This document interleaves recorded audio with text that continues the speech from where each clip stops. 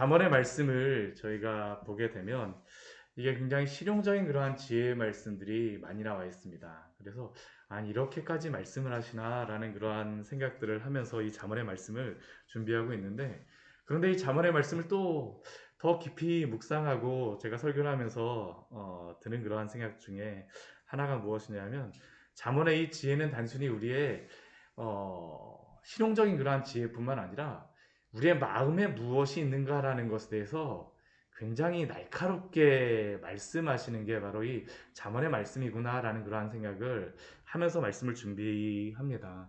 정말 하나님께서 이 잠언의 말씀을 잘 보게 되면, 이 잠언의 말씀을 보면서 우리로 하여금 우리의 나의 마음에 무엇이 있는지, 또 내가 어떠한 존재인지, 사람이란 어떠한 존재인지, 또 우리에게 죄에 대해서 보게 하시고 회개하시게 하시는 말씀이 또한 잠언의 말씀이 될 수 있구나라는 그러한 생각을 하면서 말씀을 준비하는데, 오늘 말씀도 우리의 그러한 외적인 그러한 부분에 대하여서 이렇게 말씀하시는 그러한 부분들이 있지만, 실질적으로는 우리의 마음이 어떠느냐, 우리의 마음속에 무엇이 있는가라는 것에 대해서 질문하시는 또한 말씀이 오늘 말씀에 그러한 말씀이 나와 있습니다. 먼저 우리 1절 말씀을 보게 되면 술에 대하여서 말씀하는 것으로 시작하고 있습니다. 포도주는 거만하게 하는 것이요 독주는 떠들게 하는 것이라. 이에 미혹되는 자마다 지혜가 없느니라. 제가 그 회사를 다니면서 저희 위에 그 있었던 그러한 상사분들이라든지, 제가 이제 좀 진급을 해갖고 어떤 위치에 가니까 당신은 참 다 좋은데 술을 안 마셔서 문제라고 저한테 항상 그런 얘기를 하더라고요. 그래갖고 뭐 저한테 술을 마시게 하겠다 그래갖고 좋은 그런 술들을 막 가르치는데, 근데 제가 안 마시게 되는데, 그 분들이 저한테 얘기했던 게 무엇이었었냐면, 당신이 술을 마셔야지만 되는 이유가 이 관계가 이 술을 통해서 얼마나 이루어지는지 당신 알지를 못해서 그렇지, 그래야지만 당신뿐만 아니라 당신 밑에 있는 사람들도 좋아질 수 있다라고 저한테 이야기하면서 그 술에 대해서 이야기했었는데, 근데 그때 제가 생각했던 것 중에 하나가 무엇이냐면, 아니 똑바른 정신을 가지고 말을 하지 못한다면 술의 힘을 의지하여서 말하고 나면 나중에 술 깨고 나면 그 제대로 잘 기억이나 하고 있을까라는 그러한 생각을 하면서 제가 그러한 이야기를 들었었습니다. 근데 술을 마시는 그러한 이유 중에 한 가지가 바로 그것이죠. 내 마음속에 있는 이야기를 술을 마시지 않고는 이야기를 하지 못합니다. 오늘 말씀 보십시오. 포도주는 거만하게 하는 것이요 내가 나를 잊어버리게 만드는 것입니다. 내가 할 말을 제대로 잘 하지 못하다가 술의 힘을 의지하여서 말하고자 하고, 또한 이 술의 힘을 의지하여서 떠들게 하고자 하지만, 그러나 이것에 미혹되는 자마다 지혜가 없다라고 말씀하죠. 실제로 성경의 말씀을 보게 되면 술로 인하여서 얼마나 큰 실수를 저지르는 그러한 일들이 많이 나오고 있습니까? 한번 우리가 말씀을 한번 잘 생각해 보게 되면, 우리 창세기 우리 말씀에 나와 있는 노아를 한번 기억해 보십시오. 노아 같은 경우는 어떠한 잘못을 저지릅니까? 그가 노아의 방주를 만들고 그 오랜 시간 동안 많은 사람들에게 그 방주를 올라타라고 이야기하였지만, 그가 한순간 술을 마심으로 말미암아 큰 실수, 그 가정 안에 씻을 수 없는 그러한 실수를 저지른 것이 바로 노아의 모습 아니었습니까? 또한 우리가 레이기 말씀에 보게 되면 스토리에 대한 말씀이 나오지는, 이야기에 대한 말씀이 나오지 않습니다. 근데 이야기에 대하여서 어떠한 스토리를 가지고 나오는 그러한 그 레이기의 말씀 중에 한 가지 중요한 것이 무엇이냐 하면, 그 아론의 아들이었던 나답과 아비후가 다른 불을 들이다가 하나님께 심판을 받아서 죽게 되어지죠. 근데 그 다른 불을 들인 그러한 이유가 무엇입니까? 무엇이라고 명확하게 나오지는 않는 것 같지만, 그 일이 있은 다음에 다음에 보게 되면 독주를 마시지 말라라는 그런 말씀을 하세요. 결국 나답과 아비후가 왜 다른 불을 들였느냐? 독주를 마시고 포도주를 마심으로 말미암아 잘못했다라는 것이죠. 어디 이것뿐입니까? 그 이방 사람이었던 그 바벨론의 벨사사랑을 한번 기억해 보십시오. 바벨론의 마지막 왕이었었죠. 근데 그가 마지막 날 마지막 때에 그가 잘못했던 것이 무엇일까요? 하나님 전에 사용하였던 그 기명, 그 그릇을 가지고 자신의 술그릇으로 사용합니다. 결국 그것 때문에 어떤 일이 벌어질까요? 그날 목숨을 잃는 게 바로 벨사살 왕의 마지막이었고, 나라가 멸망하게 되는 그러한 이유가 됩니다. 오늘 이 말씀 잘 기억하십시오. 우리가 살아가는 것은 하나님의 힘을 의지하여서 성령의 힘으로 살아가는 것이지, 우리는 이 세상의 다른 것들을 의지하여서 살아가는 사람이 아닙니다. 하나님의 그 지혜 가운데, 성령 충만한 가운데 살아가시는 우리 귀한 성도님 되시기를 축원합니다. 또 우리 2절과 8절 우리 2절과 우리 8절 말씀을 보게 되면 왕의 진노에 대하여서 말씀하고 있습니다. 왕의 진노는 사자의 부르짖음 같으니 그를 노하게 하는 것은 자기의 생명을 해하게 하는 것이다. 심판 자리에 앉은 왕은 그의 눈으로 모든 악을 흩어지게 한다. 세상의 왕도 그가 권위와 힘이 있어 그 왕의 그러한 마음과 왕을 속이게 되면 이렇게 생명을 잃는 수도 있고 심판을 당할 수도 있다는 것이죠. 그런데 만왕의 왕이신 하나님 앞에 우리가 그분을 속이거나 하나님 앞에 우리를 가증스럽게 한다면 하나님이 그것을 모르실까요? 아니요. 하나님은 다 아십니다. 심판 자리에 왕이 그의 눈으로 그 모든 악을 흩어지게 한다라고 말하였는데, 하나님께서는 그 모든 것들을 보시며 이 세상의 모든 악을 흩으시는 분이신 줄 기억하십시오. 우리의 마음을 보시는 그러한 분이시죠. 우리 3절 말씀, 우리 다툼에 대하여서 말합니다. 다툼을 멀리하는 것이 사람에게 영광이거늘 미련한 자는 다툼을 일으키느니라. 왜 미련한 자가 다툼을 일으킬까요? 이 잠언의 말씀은 결코 머리가 나쁜 사람이 미련한 자가 아닙니다. 그렇죠? 그 미련하기 때문에, 머리가 나쁘기 때문에 다툼을 일으키게 하는 게 아닙니다. 왜 많은 사람들이 다툼을 일으키겠습니까? 내가 너무나도 똑똑하다고 생각하기 때문이죠. 나의 이 다툼을 통하여서 무엇을 얻을 수 있다라고 생각하는 겁니다. 그러나 이렇게 다툼을 일으키는 자는 어떠한 자일까요? 미련한 자라고 분명히 말씀하세요. 미련한 자. 왕이신 하나님께서 그 마음을 모르시겠습니까? 또 게으른 자에 대해서 말씀하시죠. 게으른 자가 가을에 밭 갈지 아니하나니. 우리 이 말씀 보게 되면 이거 성경에 잘못 나온 말씀이 아닌가. 우리 밭 가는 때가 언제입니까? 봄에 밭 갈잖아요. 그렇죠? 근데 이스라엘은 가을에 밭 갑니다. 이른 비와 우리 늦은 비를 준다라는데, 이른 비가 바로 가을에 내리는, 겨울이 되기 전에 내리는 비죠. 곡식 농사는 항상 그 겨울에 농사를 짓다 보니까 이 사람들은 가을에 밭을 갑니다. 근데 게으른 자는 어떻게 할까요? 자기의 그러한 게으름 때문에 밭 갈지 않죠.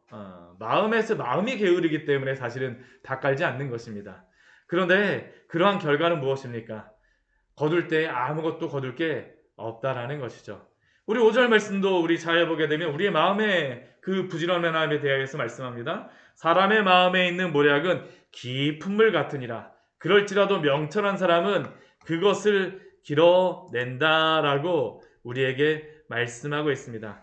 명철한 사람, 우리의 마음 가운데에 그 깊은 곳에 있는 그것을 길어낼 수 있는 사람이 또한 될 것을 우리에게 말씀합니다. 근데 이 마음에 있는 깊은 모략을 끌어낼 수 있는 그러한 사람이 누구일까요?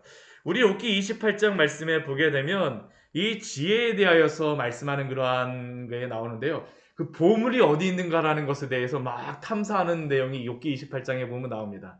근데 거기에 보게 되면 뭐 땅속 깊은 곳에 보물이 있고 뭐 어디 깊이 파고 가고 그 보물을 찾아낼 수 없다.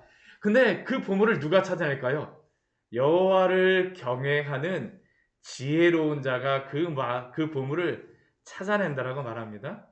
여호와를 경외하는 자에게 하나님께서 오늘도 그 지혜를 허락하시는 줄 믿습니다. 사람의 모략, 깊은 곳에 있어서 길어내지 못할 것 같지만 하나님께서 그것을 길어내게 해주세요. 하나님이 우리로 하여금 깨닫게 하여 주십니다. 우리 26절 말씀 보게 되면 많은 사람이 자기를 이렇게 막 포장을 합니다. 포장으로서 정말 해갖고 내가 뛰어나다라고 이야기를 하고 나의 그러한 인자함을 자랑한다라고 했는데, 오늘날 같은 경우에 자기 PR 잘해야 된다라고 이야기를 하죠. 나를 드러내기 위해서. 그런데 때로는 그런 사람도 있습니다. 정말 겉에 이러한 것들이 잘 준비될 뿐만 아니라 안에도 잘 준비되는 그러한 사람들도 있죠. 그런데 겉만 번지르하게 되면 어떡할까요? 아무런 내용이 없는 사람들. 오늘 말씀에서는 그렇게 말씀합니다. 많은 사람이 각기 자기의 인자함을 자랑하나 충성된 자를 누가 만날 수 있으랴. 하나님 앞에서 우리가 종교적인 행위에만 열심인 사람이 아니라 하나님 앞에서 정말로 충성된 자로서 우리의 바른 믿음을 갖고 살아가시기를 축원합니다. 이게 바로 지혜이죠. 온전하게 행하는 자가 의인이라 그의 후손에게 복이 있느니라. 온전하게 행하는 것은 우리가 어떠한 것을 행하는 것도 있지만 속이 온전한 사람이 바로 온전한 사람들 아닙니까? 그리고 이 온전하다라는 것은 무엇이겠습니까?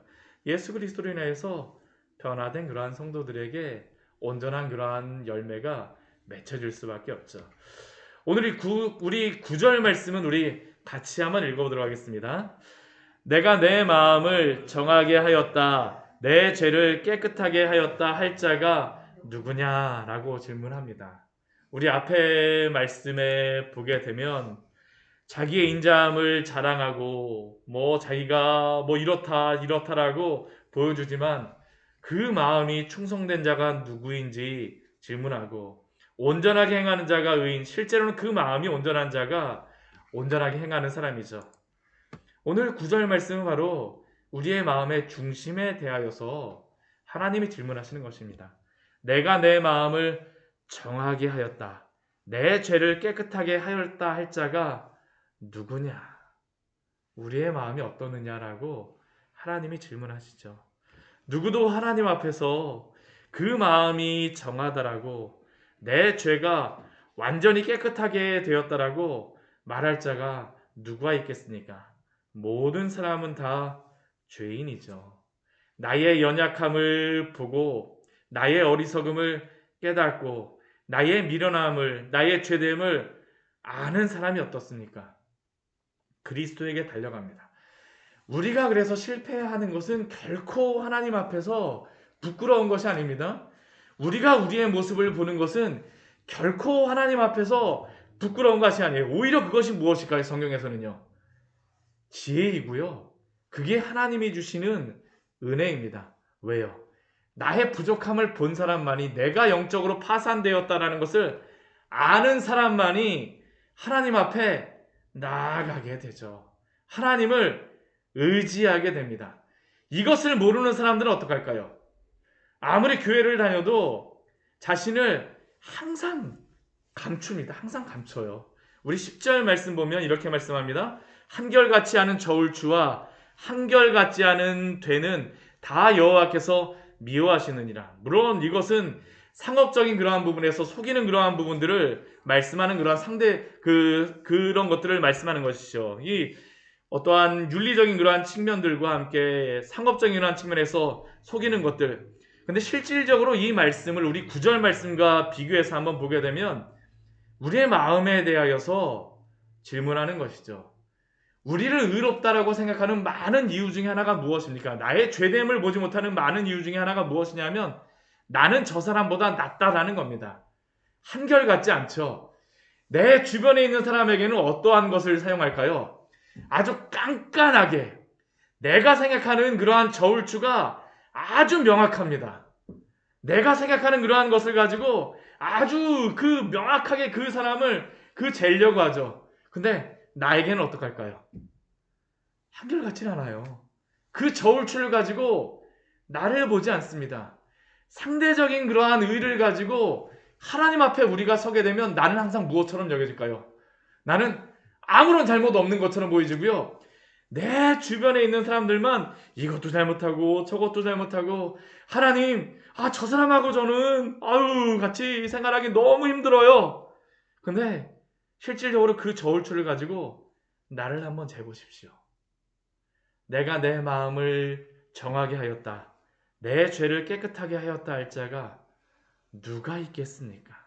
누가 있겠습니까? 이것을 아는 사람들은 우리 11절 말씀과 같이 행동하게 되겠죠. 우리 11절 말씀 같이 한번 보도록 하겠습니다. 비록 아이라도 자기의 동작으로 자기 품행이 청결한 여부와 정직한 여부를 나타내느니라. 아이라 할지라도 내가 누구인지를 아는 사람들은, 하나님 앞에서 내가 누구인가를 깨달은 사람들은 하나님 앞에 나의 모습을 정결하게 하도록 노력할 수밖에 없습니다. 그렇죠? 하나님 앞에 세우는 것입니다. 아이냐 어른이냐가 아니죠. 교회를 오래 다녔느냐. 목사도 저도 동일합니다. 아무리 목회자라고 할지라도 제가 정말로 하나님 앞에서 하나님의 그 저울추를 가지고 저를 보지 않는다면 어떻게 할까요? 저도 하나님 앞에 바로 서 있을 수가 없죠. 비록 아이라 할지라도 오늘 하루 아이와 같은 그러한 마음으로 겸손하게 주님 앞에 서시기를 축원합니다. 우리 14절과 15절 말씀은 세상의 지혜와 이 하나님의 그러한 지혜를 비교하며 말합니다. 물건을 사는 자가 물건을 살 때는 어떻게 합니까? 좀 싸게 사기 위해서 아유 이 물건 뭐 별로 좋지 않은 것 같아요. 그래서 이거 아유 이것도 문제가 있는 것 같고요. 저것도 문제가 있는 것 같고요. 근데 막상 물건 사면 어떻게 합니까? 우와 오늘 정말 땡자 같네 하면서 오늘 좋은 물건 샀다 그래갖고 주입해 갖고는 막 오늘 너무 좋은 물건 샀어요라고 이야기하는 게 우리의 지혜 아닙니까? 그렇죠? 세상의 지혜죠. 네. 근데 우리 15절 말씀은 이렇게 말씀합니다. 15절 말씀 같이 읽겠습니다. 세상에 금도 있고 진주도 많거니와 지혜로운 입술이 더욱 귀한 법이니라. 우리는 나의 그러한 값싼 이익을 위하여서 때로 그렇게 말하지만 하나님은 어떻게 할까요?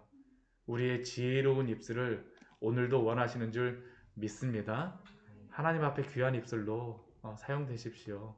나의 그러한 여러 가지 때로는 이러한 지혜도 필요할 때가 있어요. 그러나 그러한 지혜가 아니라 정말로 하나님의 앞에서 참된 지혜를 가지고 생명을 살리는 그러한 입술로서 오늘도 주님 앞에 사용되신 우리 귀한 은혜가 있기를 축원합니다. 같이 기도하도록 하겠습니다. 하나님 아버지